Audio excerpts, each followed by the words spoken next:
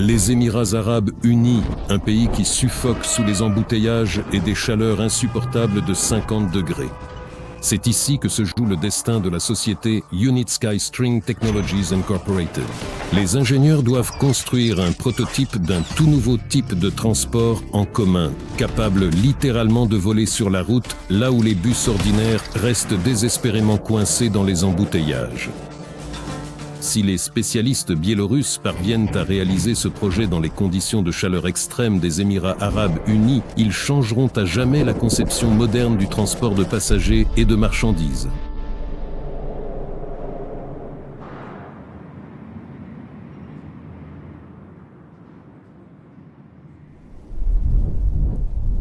La ville de Sharjah, Émirats arabes unis,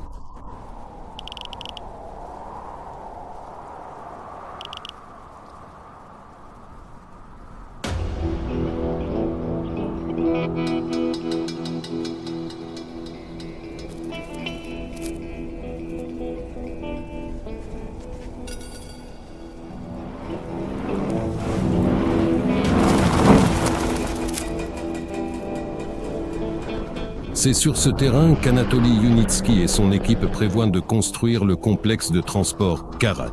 Mais pour l'instant, ils ne font face qu'à une bande désertique de dunes de sable. Le complexe sera composé d'une plateforme d'embarquement, de 2 stations passagers, d'une électromobile et d'une voie. Cela pourrait sembler simple. En arrivant ici, j'ai dû réapprendre beaucoup de choses. Aux Émirats, personne n'avait jamais travaillé avec de telles technologies. Rien de compliqué, à l'exception du fait qu'un bus de 12 tonnes, avec des passagers à bord, doit se déplacer au-dessus du désert brûlant à une vitesse de 120 km à l'heure, tout en garantissant une sécurité absolue et l'efficacité de tous les systèmes dans des conditions extrêmes. Et pour accélérer une telle masse, il faut du temps pour atteindre la vitesse prévue. C'est pourquoi, tu sais, la longueur de la piste... Les ingénieurs doivent construire la plus haute, la piste la plus porteuse et la plus longue de toute l'histoire de l'entreprise. Et plus la vitesse est élevée, et plus la machine est lourde, plus il peut être difficile d'accélérer. Et nous ne pouvons pas changer les lois de la physique. Pour relever ces défis complexes, ils devront mobiliser toute l'expérience et les connaissances acquises au cours des dernières décennies de travail en Biélorussie. J'ai vu le désert, et là aussi, pour une raison quelconque, on a eu de la chance, il y avait aussi ce temps pour aller à la base. Et je me tenais là, je me disais, bon, pourquoi tu commences ? Les travaux ont commencé en septembre 2020, lorsque la pelle mécanique a pour la première fois pénétré le sol sablonneux, marquant ainsi le début d'un grand chantier. Les ingénieurs effectuent une reconnaissance du sol afin de déterminer avec précision les emplacements pour l'installation des supports. La structure devait être érigée avec une précision extrême. Afin de se conformer aux normes de construction strictes des Émirats, il a été décidé d'installer des supports intermédiaires de la hauteur d'un immeuble de 5 étages.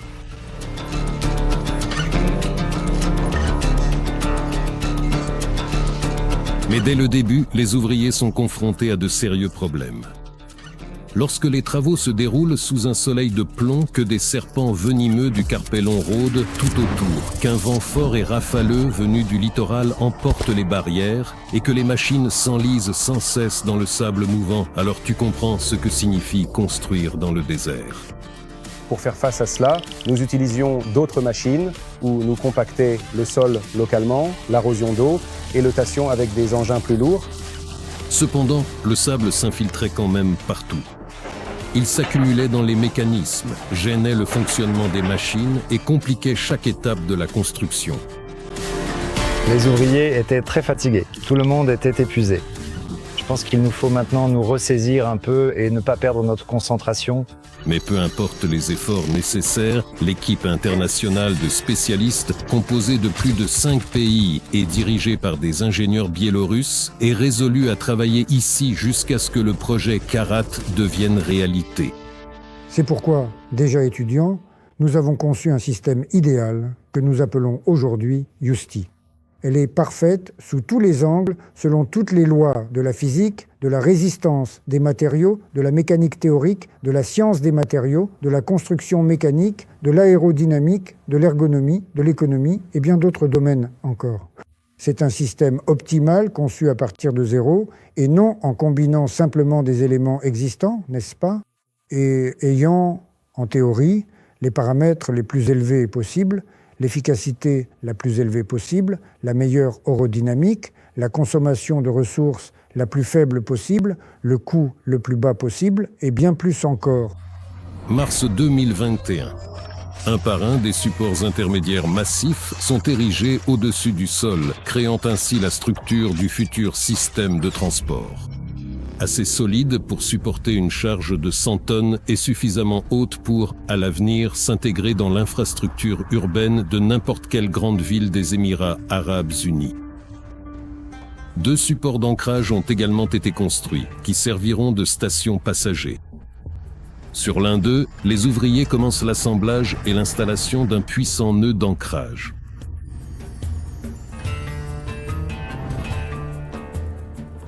C'est à ce nœud d'ancrage qu'un côté du rail de la structure de voie à câble sera fixé.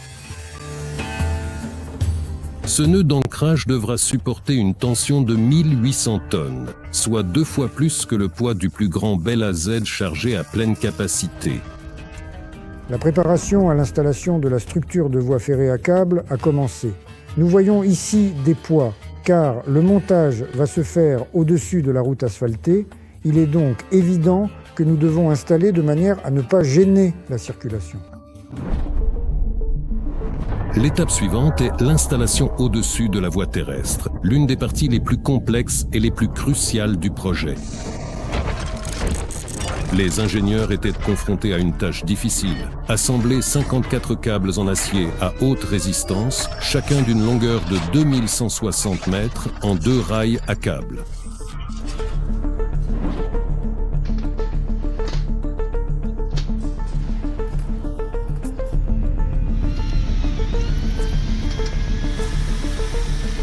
Il fallait d'abord les tendre, puis les soulever sur les supports et les fixer. C'est pourquoi nous avons assemblé les câbles, porteurs, les rails, les suspensions et d'autres éléments directement sur le sol. Mais comment soulever une structure métallique précontrainte de plus de 2 km de long et pesant 350 tonnes, à une hauteur de 17 mètres, sans en compromettre l'intégrité? C'était l'opération la plus difficile à laquelle nous avons été confrontés là-bas, à Venerat. La solution standard aurait nécessité 7 grues automotrices d'une capacité de levage de plus de 500 tonnes, dont la location aurait coûté plus de 35 000 $ par jour. Pour respecter le budget, l'ingénieur en chef trouve une solution simple mais ingénieuse.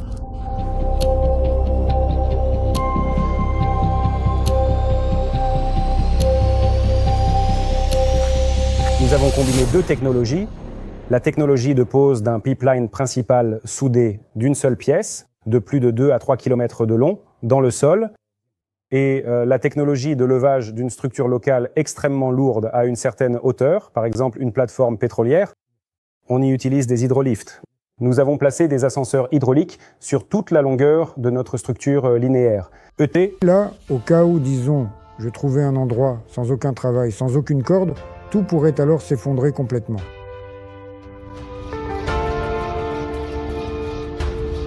Les ascenseurs hydrauliques ont été fixés au support.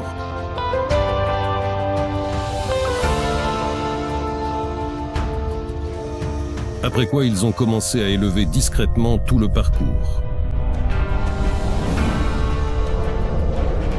Ainsi, pas à pas, sous un soleil de plomb, les équipes d'ingénieurs et de constructeurs ont littéralement élevé l'avenir de leur projet à un nouveau niveau. En contrôlant l'effort de chaque vérin, nous avons pu soulever la voie à la hauteur requise, au niveau souhaité. Cela nous a permis de réduire les coûts par rapport à l'utilisation d'une grue automobile. Personne au monde n'avait fait semblable avant nous.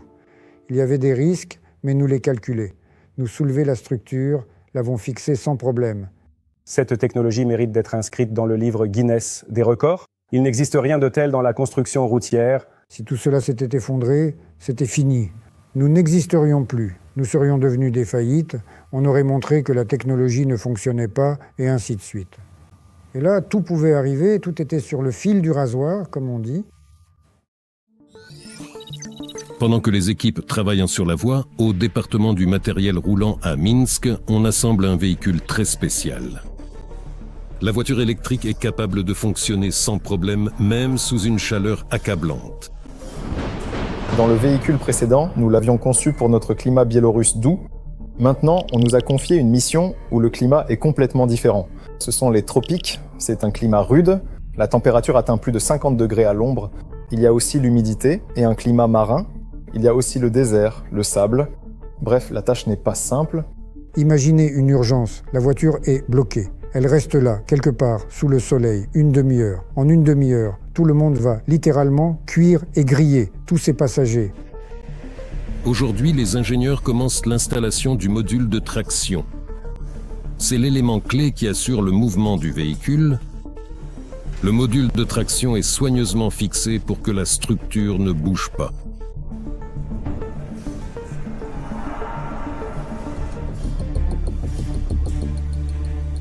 Il ne faut pas se relâcher. Chaque pièce doit être installée parfaitement. En effet, un test sérieux attend le véhicule.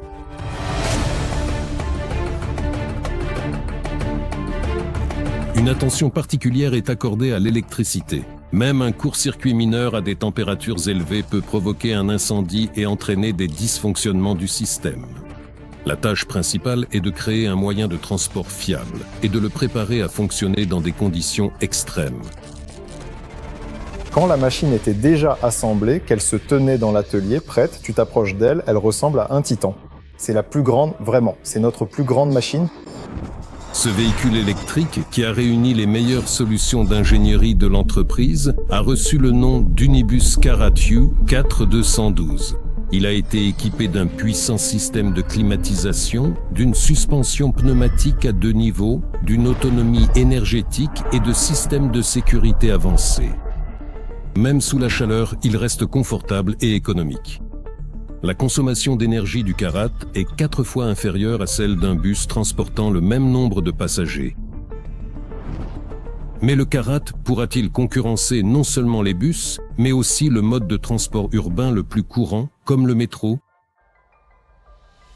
Si nous réussissons, ce sera l'alternative au métro la moins chère. 1 kilomètre de notre structure de voie coûte environ 5 millions.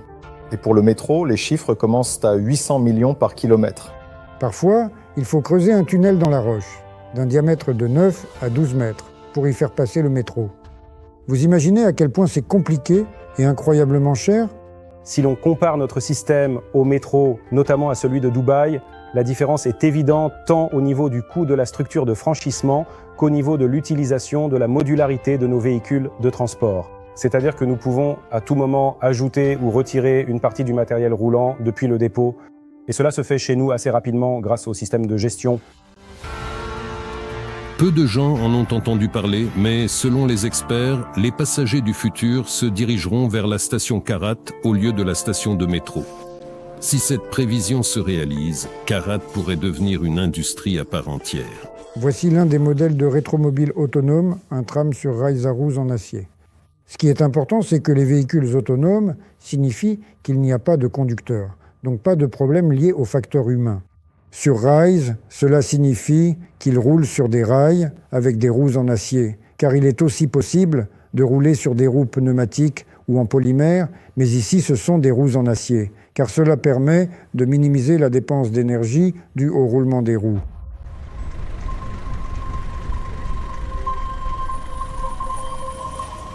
Cependant, pour véritablement devenir le transport du futur, Karat, ce véhicule innovant et prometteur, doit impérativement passer avec succès une série rigoureuse de tests exhaustifs et complexes, parmi lesquels figure en bonne place l'un des plus cruciaux, le test de compatibilité électromagnétique, essentiel pour garantir son fonctionnement sûr et fiable dans divers environnements opérationnels.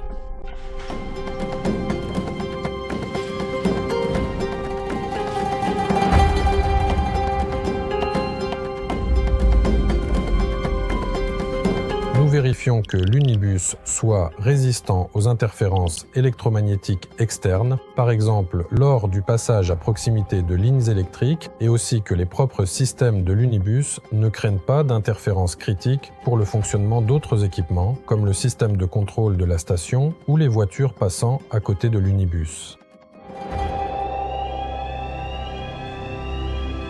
Le module de traction Karat est placé dans une chambre spéciale blindée contre les ondes radio, puis les portes en acier sont fermées.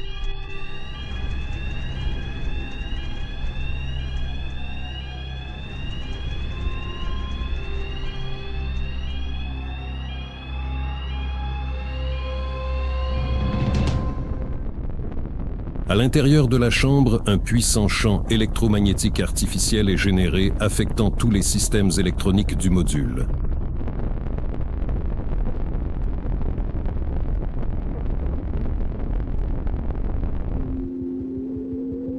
Le déroulement des essais est également surveillé depuis la salle de contrôle.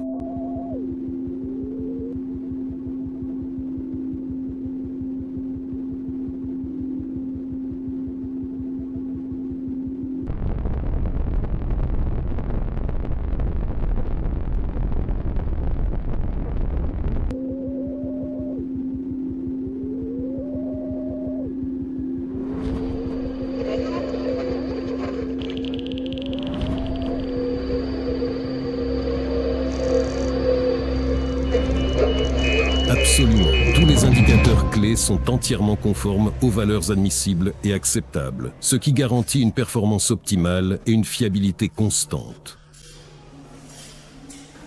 Le unibus est sûr pour une exploitation dans le complexe. Il résiste à diverses influences extérieures, ce qui renforce également sa sécurité. Il est sans danger pour l'infrastructure où se trouve le complexe. Tout était dans la plage des normes réglementaires.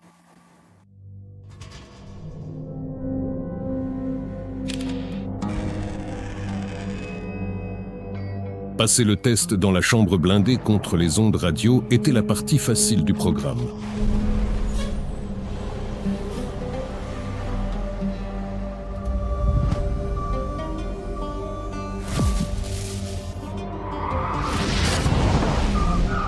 La partie difficile consiste à transporter le Karat sur 4000 km de Minsk à Sharjah.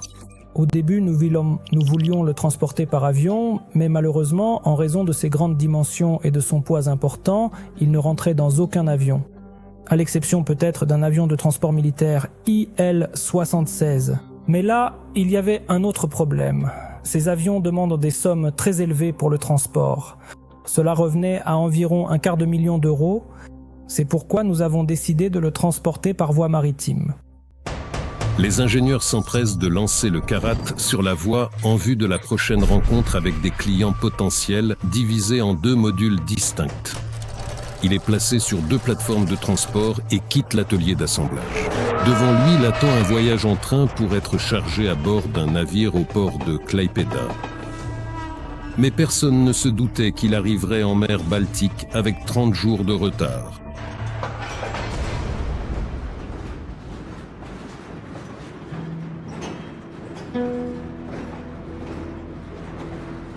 La situation géopolitique tendue fait échouer tous les délais et met en péril la réalisation de tout le projet.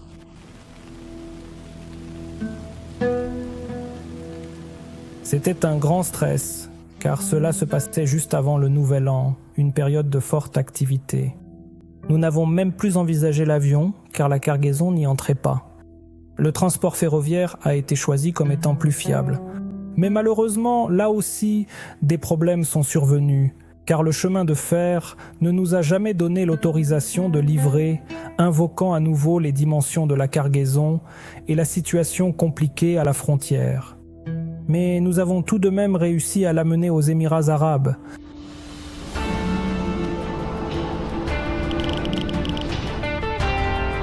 En février 2023, le Karat franchit la frontière biélorusse-lituanienne à bord de 2 camions et est acheminé jusqu'à un porte-conteneurs dans le port de Klaipėda. La Baltique, la mer du Nord, la mer Celtique, l'océan Atlantique, la Méditerranée, la mer Rouge, la mer d'Arabie.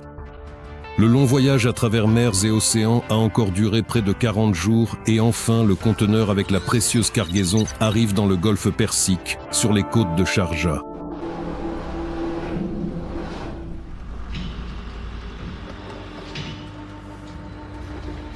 Après son arrivée, nous l'avons déballé et vérifié si l'environnement marin avait eu un impact sur notre moyen de transport. Mais nous avons constaté que ce n'était pas le cas.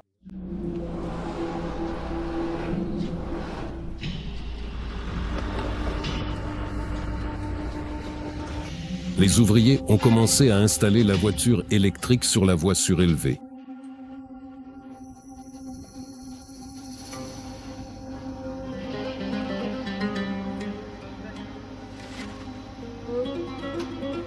Après avoir passé les tests intermédiaires, l'ensemble du complexe doit encore subir l'épreuve la plus difficile. Il ne reste plus qu'une étape avant l'achèvement du projet. Le plus dangereux lors des essais de transport, quelle que soit la vitesse, c'est le déraillement du véhicule de la structure de la voie. Et plus la vitesse est élevée, plus cela devient dangereux. Le centre de contrôle de la piste d'essai aux Émirats arabes unis.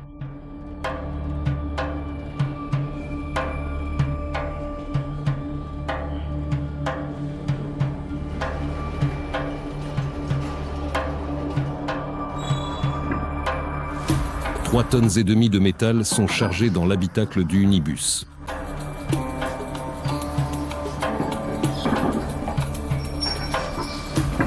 Et maintenant, on peut sans doute le comparer en termes de poids à un char léger. Les testeurs effectuent les dernières vérifications avant le lancement. Le résultat de ces tests pourrait être soit un succès retentissant, comparable à l'apparition des premières voies ferrées, soit un échec qui coûterait trop cher. Toute défaillance peut être dangereuse par ses conséquences, qui sont parfois imprévisibles. Mais en règle générale, il y a une telle clause dans le contrat. En cas de résiliation du contrat, cela signifie que nous devons, à nos frais, démonter toute notre station, les gares, démolir la structure de la voie, retirer tous les pylônes et emmener tout cela quelque part, loin, à la décharge, et remettre ce terrain en état. Ah, d'accord.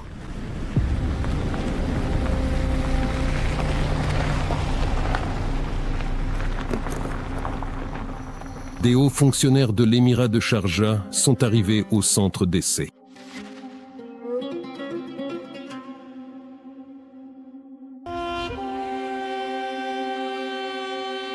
D'un côté, les cheikhs sont prêts à évaluer un nouveau type de transport, de l'autre, les ingénieurs qui doivent prouver la viabilité des technologies.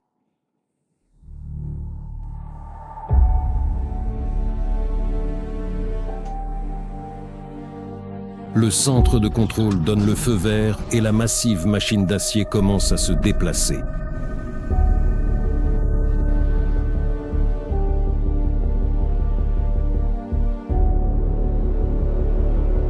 Les caméras embarquées transmettent des images en vue aérienne. Mais les techniciens n'ont pas le temps de profiter du paysage. Ils sont entièrement absorbés par les tests. Le Unibus de 12 tonnes assemblé à Minsk pourra-t-il atteindre une vitesse de 120 km/h sur la voie construite à Sharjah? Lorsque nous accélérions uniquement sur les batteries, nous ne pouvions pas dépasser une vitesse de 30 km/h. Le problème d'accélération est survenu parce qu'il n'y avait pas assez de puissance pour accélérer. Et pour augmenter la vitesse, il fallait fournir encore plus de puissance. Et cette puissance, nous la fournissions par le rail. Rail gauche, rail droit, plus et moins, tension d'environ 1000 volts.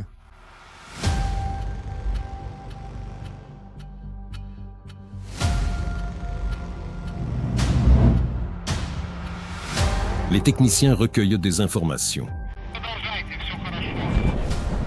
La vitesse et le comportement du véhicule sont surveillés depuis le centre de contrôle.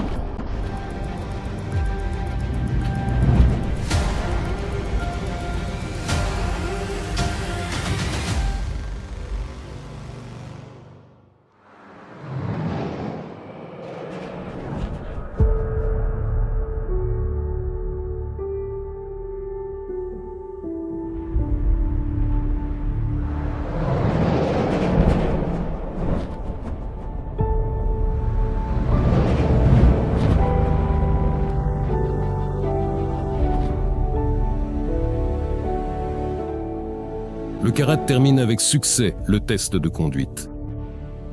Malgré toutes les difficultés, l'équipe UST a prouvé la viabilité de sa technologie. La construction est terminée, ouvrant de nouveaux horizons pour le transport de passagers.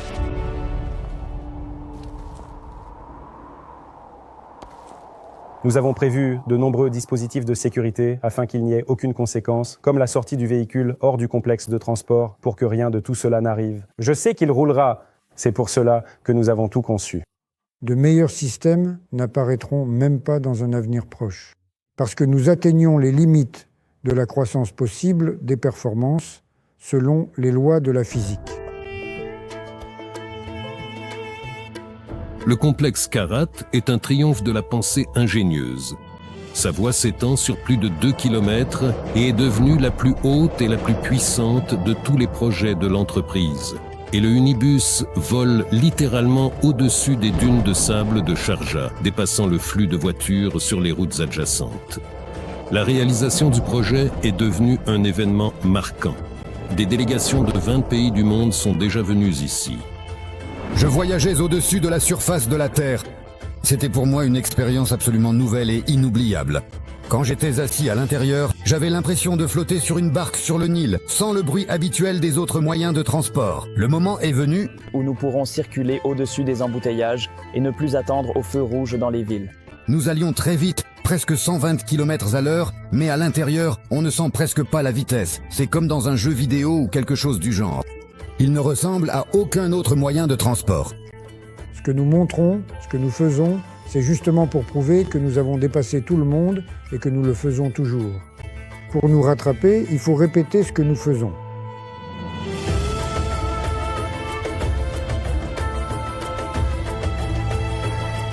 Anatoly Zenitsky a réussi à prouver que Karat est capable de résoudre le problème des embouteillages dans les conditions de chaleur extrême des Émirats arabes. Le complexe a passé avec succès l'expertise et a été recommandé par le ministère des Routes et des Transports de Dubaï pour la construction d'une ligne de 25 km dans la zone touristique de la ville.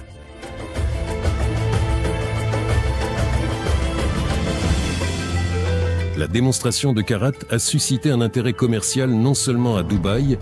L'Inde a choisi le transport à câble pour créer une traversée touristique au-dessus de l'une des chutes d'eau les plus pittoresques et majestueuses du monde.